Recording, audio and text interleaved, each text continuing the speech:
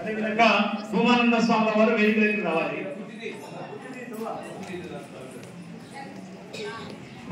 ఎవరికి ఇష్టం వచ్చిన వాళ్ళు కూర్చోండి. ఖాళీ స్థలం బాగా ఉంది, నిశ్శబ్దంగా ఉండాలి దయచేసి. ఈ 4 కుర్చీలు ఈ కుర్చీలు మొత్తం ఖాళీ చేసి ఇక్కడ వేసి ఈ సందులు వేస్తే ఎట్లుంటది? ఆడ కూర్చుంటాడు లక్ష్మణ్, ఇక్కడ మళ్ళీ కూర్చోయ్యా కుర్చీలు.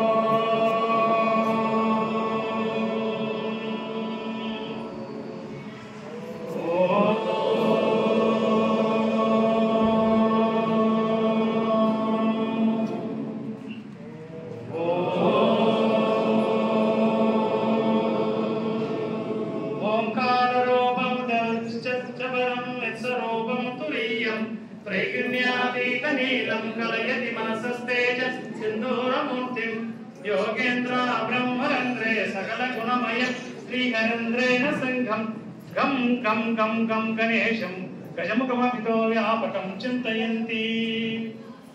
जय बोलो बालेश्वरी माता की जय, जगन्नाथ स्वामी वारी की जय, समस्त साधु सज्जन मंडली की जय, पूज्य पाद श्री श्री शंकरानंदगिरी स्वामी वारी की जय, आश्रम पीठाधिपति श्री शंकरయ్య स्वामी वारी की जय, शिवानंद स्वामी वारी की जय, समस्त साधु सज्जనులకు जय, మన తల్లిదండ్రులకు जय, మన గురువులకు जय, లోకా సమస్త సుఖినో భవంతు, లోకా సమస్త సుఖినో భవంతు.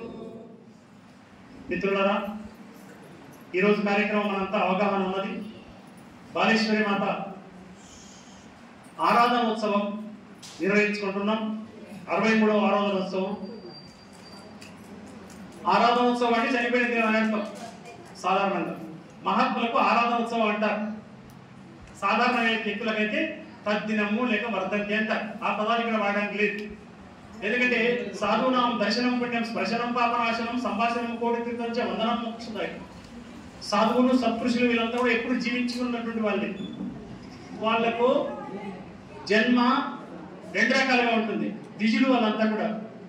ఒకటి అమ్మ కడుపులో పుట్టారు, కానీ సన్యాసం తీసుకున్న తర్వాత అమ్మను మర్చిపోతారు, నాన్నను మర్చిపోతారు. ఆ రకంగా శ్లోకాలు ఉంటాయి, మంత్రాలు చిత్రాలు చేస్తారు అన్నమాట. మనపరాలు తీసేస్తారు. భార్య లేదు, పిల్లలు ఎవరు లేరు. ఈ రకంగా భాగ్య ప్రపంచంలో ఉండే సుఖాల పట్ల ఏమాత్రం ఆసక్తి లేకుండా భగవతత్వంలో నిమగ్నమై నా జీవితాన్ని భగవతత్వానికి అర్పిస్తా అని చెప్పేసి భగవద్గీత, విష్ణు సహస్రనామం, లక్ష్మీ అష్టోత్తరం, రామాయణ మహాభారత ఉపనిషత్తుల్లో ఉండే సారాంశాన్ని తెలుసుకుని జీవితాన్ని గడుపుతూ ఉన్నది తింటూ ఎంలత్వ చాపరే లాభం అన్నట్టుగా ఏది దొరికితే అదే లాభం అని భావించి అదే శ్రేష్టమైనదని భావించి తింటూ ఉండి బతుకుతూ ఉంటారు. ఒక చిన్న ఉదాహరణ ముందు పెడతాను. మలయాళ స్వామి వారు తిరుపతి కొండ మీద గోకర్మ తపోవనం ఉంది. ఆ తపోవనంలో స్వామివారు ఒక 10 సంవత్సరాలు పీఠాధిపతిగా ఉన్నాడు. ఆ స్థలం ఆ అద్భుతమైనటువంటి స్థలం అది. మలయాళ స్వామి వారు అక్కడ ఉన్నప్పుడు అక్కడ నీళ్లు ప్రవహిస్తుంటాయి, సొందగా దారాగా పోతుంటాయి. ఎవరైనా పీఠాధిపతులు పెట్టడానికి వస్తే అక్కడికి పెట్టిపోయే వాళ్ళు ఉన్నాడు. మలయాళ స్వామి వారు 12 సంవత్సరాలు ధ్యానముద్రలో ఉన్నాడు. ఎప్పుడైనా ఆయన జ్ఞాపకం వస్తే లేచి చూస్తే తినడానికి ఏం లేదు, అంత జనం లేదు. అక్కడ పిండతర్పణాలు పెడితే అది బతికేవాడు, నీళ్ళు తాగి బతికేవాడు. ఎప్పుడన్నా ఒకసారి కొండ మీద ఉండేటువంటి నివాసం దగ్గరికి వెళ్ళి మాతా భిక్షాంది అని అంటే వాళ్ళు అన్నం పెడితే స్వామి మీరు రాక 15 రోజులు అయింది అని చెప్పేవాళ్ళు. ఒకసారి వారం రోజులు అయి ఉంటుంది. అంటే వారం రోజులు తినకుండానే ధ్యానం చేస్తున్నట్టు మహానుభావులు. ఎవరి కోసం చేశారు వాళ్ళంతా ధ్యానం? ఆ తపస్సు ఎవరి కోసం చేశారు? మన దగ్గర జగన్నాథ స్వామి వారు మనకు తెలిసే ఆయన అంతకంటే ముందు బాలేశ్వరి మాత ఆమె చనిపోయే సమయం దగ్గరికి వచ్చింది. ఆమెకు తెలిసిపోయింది నేను చనిపోతున్నానని. అందరి బంధువులు అంటే ఆత్మ బంధువులందరినీ కూడా పిలుచుకున్నది. భజన చేసి ఆ రోజు నేను లోపలికి వెళ్తా అని చెప్పి ఆమె తలుపులు మూసుకున్నది. అప్పుడు పోలీసులకు తెలిసింది, నిజాల పోలీస్ స్టేషన్ వాళ్ళకి తెలిసి వచ్చి ఆమె ఒక సమాధి స్థితిని భజన చేశారు. చేస్తే తర్వాత మళ్ళీ భజన చేసుకుంటూనే ప్రాణం సకాలంలో ప్రాణం వదిలేసింది. ఇంకొక విషయం చూస్తారా, జగన్నాథ స్వామి వారు ఎల్బీనగర్ హాస్పిటల్లో జాయిన్ చేశారు మన మిత్రులందరూ కలిసి. ఆయన పరిచర్యలు అన్ని చేస్తున్న సందర్భంలో నేను కూడా చూస్తుందని పోయినా. పోతే అడిగి పోయిన తర్వాత ఇట్లా మహేశ్వరుడు అంటే గుర్తుపట్టిన తర్వాత నాకేం చెప్తుందంటే అంటూ అంటే నేను పోతున్నానని ఒక అర్థం వస్తుంది. రెండవది మాదయ్యపల్లికి తీసుకుపోవాలి, బతుకుతాడేమని ఆశతోనే వీళ్ళు నడుతుంది. ఆయనకే మాదాయపల్లికి పోదామని ప్రాణం చూస్తుంది. నేను అప్పుడే చెప్పిన పెద్దలతో, విష్ణుమూర్తి గారు, సత్యయ్య గారు అందరూ ఉన్నారు, అయ్యా ఆయన చివరి దశ ఉన్నట్టుంది, అక్కడికి పోవాలని ప్రాణం లాగుతుంది అంటే మేము తీసుకొని పోతే దవాఖాన చూపించలేక తోలుకొచ్చింది అవి పడపలని అంటారేమో కదా అని వాళ్ళు అన్నారు. అట్లేం లేదు, ఆయన మాట విందాం మనం అని చెప్పేసి ఆ రకంగా ఆ ముందుకున్నటువంటి ఆక్సిజన్ అంతా తీసేపించి ఇప్పుడే జీపులు వేసుకొని తీసుకొని వచ్చి తర్వాత అర్ధగంట సేపు భజన చేస్తూ ఆయన ప్రాణాన్ని వదిలాడు. చప్పట్లు కొట్టండి.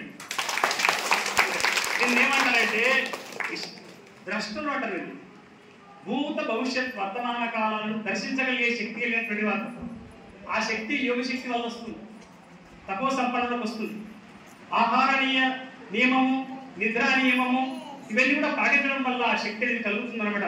కలిగి వాళ్ళు ఎప్పుడు చనిపోతారో వాళ్ళకి తెలుస్తుంది. ఇట్లా అనేకమైన ఉదాహరణలు మనం ఇక్కడ చెప్పుకోవచ్చు.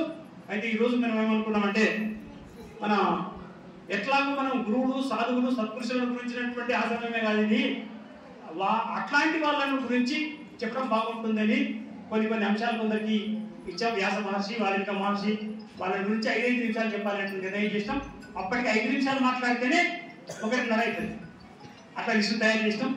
పూజ్య శంకరాచార్య స్వామి వారికి కూడా చెప్పేది ఏంటంటే సనాతన ధర్మం అంటే ఏమిటి అనే విషయాన్ని వచ్చినప్పుడు మీరు 10 నిమిషాలు 15 నిమిషాలు చెప్పాల్సిందే కోరుతున్నాం.